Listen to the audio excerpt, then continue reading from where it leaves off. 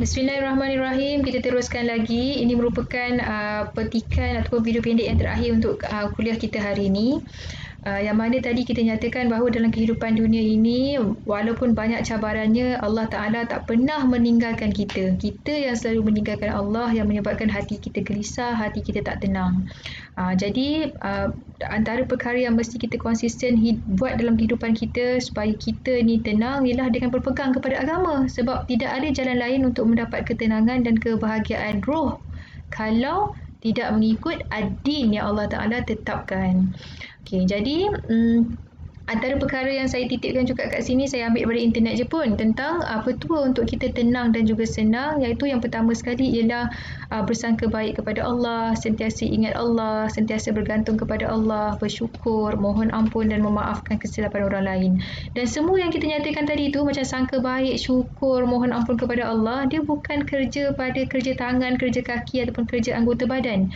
Dia merupakan kerja hati. Jadi sebab itulah dalam soal roh, soal hati, tidak ada buku-buku yang dapat memberikan kita cara bagaimana, melainkan daripada wahyu Allah, iaitu Al-Quran dan juga As-Sunnah. Okey. Kita pergi seterusnya. Okey, jadi sebenarnya kenapa kita perlukan agama dan kenapa kita perlukan agama? Dia berbalik kepada nikmat yang tertinggi Allah Ta'ala kurniakan kepada manusia, ialah nikmat untuk dapat melihat Allah. Dan melihat Allah ini tidak dapat dikecapi oleh manusia yang masih hidup. Jadi dalam surah Al-Qiyamah, Allah Ta'ala membayangkan ataupun memberikan kita satu bayangan tentang bagaimanakah sifat orang-orang yang dapat masuk syurga itu. Yang pertama, wujuhun yawma idzin nadhirah. Wajah orang yang beriman pada hari kiamat itu berseri-seri. Kenapa dia berseri-seri? Ila rabbiha nadhirah. Kerana dia dapat melihat Tuhannya. Begitu juga dengan firman Allah dalam surah Yunus, Bismillahirrahmanirrahim, lilladzina ahsanul husna wa ziyadah. Semua nikmat-nikmat ini kami berikan untuk orang yang telah berbuat baik dan kami tambahkan lagi. Jadi Suhaib radhiyallahu anhu berkata bahawa Rasulullah sallallahu alaihi wasallam tatkala mensyarahkan atau membacakan ayat surah Yunus ini, Rasulullah bersabda, apabila seorang ahli syurga masuk syurga, Allah berfirman kepada orang yang masuk syurga tadi itu, apakah kamu ingin aku tambahkan lagi nikmat kepada kamu?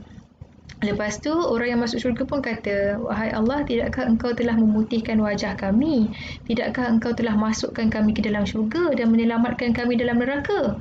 Maksudnya nak katakan Allah dah putihkan, Allah dah masukkan dalam syurga, Allah dah selamatkan daripada api neraka. Lepas tu Allah Ta'ala pun membukalah hijab dan menampakkan dirinya. Dan tidaklah mereka itu akhirnya merasa lebih cinta berbanding dengan nikmat dapat melihat Allah. Jadi sebenarnya dalam kehidupan kita kat dunia ni, Allah Ta'ala membekalkan kita ad-din supaya kita ni mendapat kebahagiaan dekat dunia, iaitu kita rasa tenang dan redha apa pun cabaran yang datang dalam kehidupan kita. Kalau kaya, dalam keadaan yang tenang dan redha. Kalau miskin, dalam keadaan yang tenang dan redha. Yang jadi masalahnya kalau tak ada agama, kaya pun susah hati, miskin pun susah hati. Duduk seorang-seorang susah hati, duduk ramai-ramai pun susah hati. Jadi dunia ni dah menjadi neraka sebelum neraka. Na'udzubillah min zalik. Jadi sebab itulah perlunya kepada agama, perlunya kita ikut apa yang Nabi SAW ajarkan kita.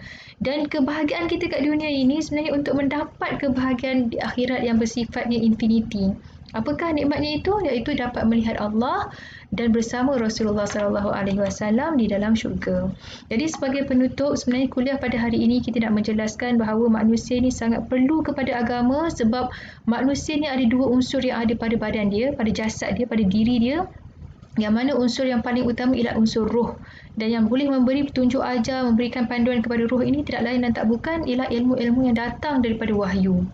Yang keduanya, kita nak bercakap ataupun kita telah menjelaskan bahawa manusia ini ada tanggungjawab dia sebagai hamba dan khalifah, dan cabaran-cabaran yang manusia alami dekat dunia ini Allah Ta'ala tidak membiarkan manusia keseorangan.